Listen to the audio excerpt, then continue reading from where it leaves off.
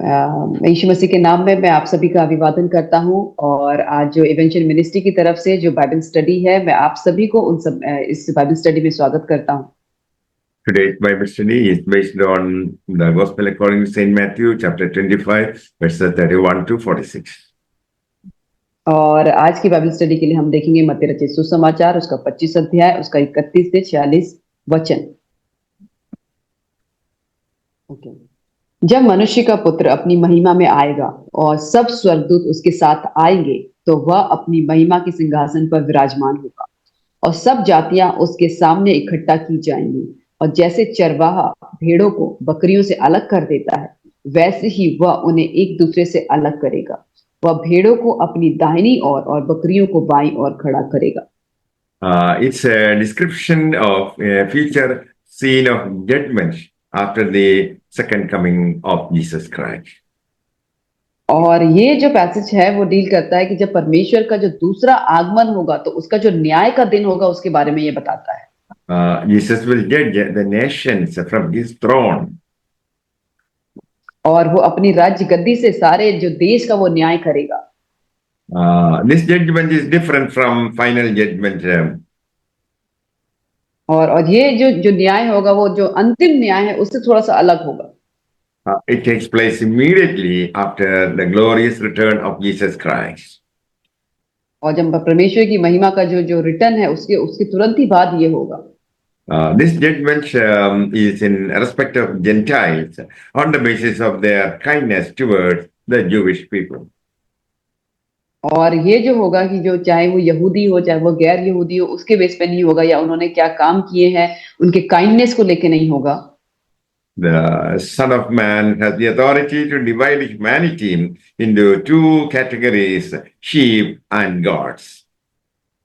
और परमेश्वर का जो पुत्र है वो मनुष्य जाति को वो उसको ये हक है कि उसको दो भागों में बांट दे, एक तो वो भेड़ और एक बकरी।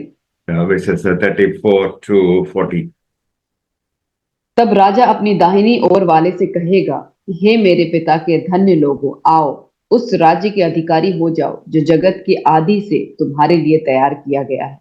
क्योंकि मैं भूखा था और तुमने मुझे खाने को दिया, मैं प्यासा था और तुमने मुझे पानी पिलाया, मैं परदेसी था और तुमने मुझे अपने घर में ठहराया, मैं नंगा था और तुमने मुझे कपड़े पहनाए, मैं बीमार था और तुमने मेरी सुधि ली, मैं बंदीगृह में था और तुम मुझसे मिलने आए। तब धर्मी उसको उत्तर देंगे, हे प्रभु, हमने कब तुझे भूखा देखा और खिलाया या प्यासा देखा और पानी पिलाया? हमने कब तुझे परदेसी देखा और अपने घर में ठहराया या नंगा देखा और कपड़े पहनाए? हमने कब तुझे बीमार या बंदी गृह में देखा और तुझसे मिलने आए?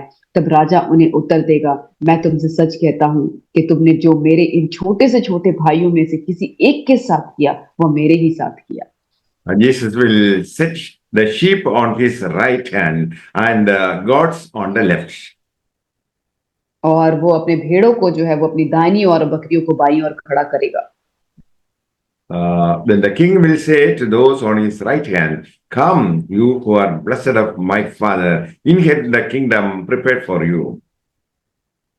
और तब वो अपनी दाहिनी ओर वालों से कहेगा, हे मेरे पिता के धन्य लोगों, आओ उस राज्य के अधिकारी हो जाओ जो जगत के आदि से तुम्हारे लिए तैयार किया गया है। The reward for those on his right hand, the sheep, is that they enter into the Father's kingdom. और जो रिवॉर्ड जो इनाम होगा जो उसके दाहिनी ओर खड़े होंगे ये कि उसके पिता के राज्य में प्रवेश। They are approved on the basis of their work.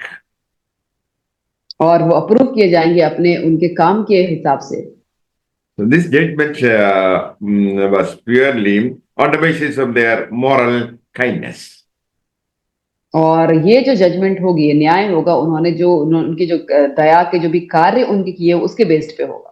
So it's based on human treatment of others, especially Christians and Jewish people.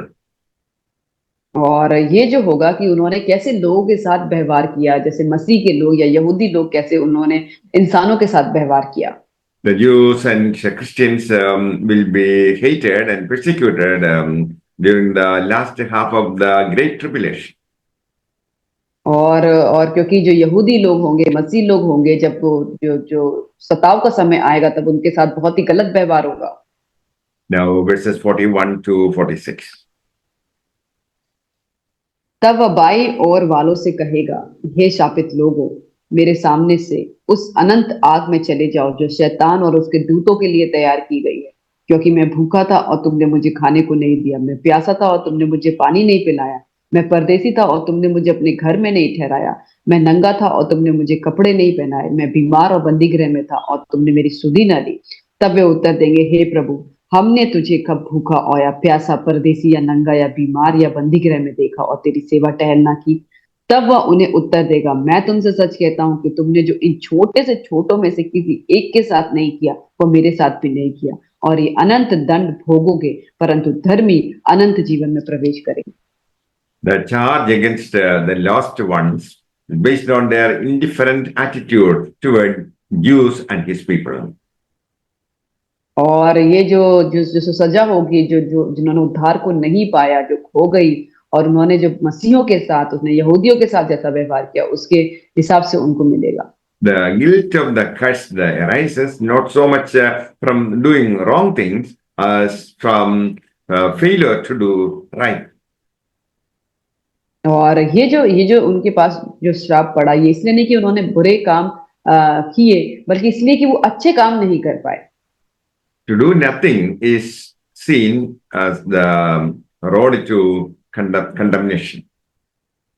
और कुछ भी नहीं करना, ये जो है कि वो उस तरफ लेके जाता है कि आपके ऊपर दोष आता है। Jesus clearly points out that hell was prepared for the devil and his angels. और यहाँ पे यीशु मसीह ने एकदम से साफ शब्दों में कहा कि जो नरक है वो शैतान और उसके दूतों के लिए तैयार की गई है। Men only go there because they have willingly cast their lots with the devil and his angels. और लोग वहां पे इसलिए जाएंगे क्योंकि उन्होंने अपनी इच्छा के अनुसार अपनी सारी इच्छाओं को शैतान के हाथ में सौंप दिया और उसके दूतों को सौंप दिया। They shall go into eternal punishment. और वो अनंत सजा के अंदर चले जाएंगे। Those who do not enter the kingdom will have eternal punishment. और जो अनंत जीवन में प्रवेश नहीं करेंगे, वो अनंत दंड में प्रवेश करेंगे। The purpose of this judgment of the nations is to separate people before the beginning of Jesus's millennial kingdom. और ये इसका जो पर्पस ये है कि अलग करने का, ताकि वो अपने लोगों को अलग कर सके, ताकि उसका जो राज्य आएगा उसके लिए वो अलग करे। The wicked and cruel will not enter the kingdom of God. और जो निर्दयी लोग होते हैं, जो बुरे लोग होते हैं, वो कभी भी स्वर्ग के राज्य में प्रवेश नहीं करें। May the Lord bless you all with these words. Amen. परमेश्वर आपको बच्चों के द्वारा आशीष करे। आमीन।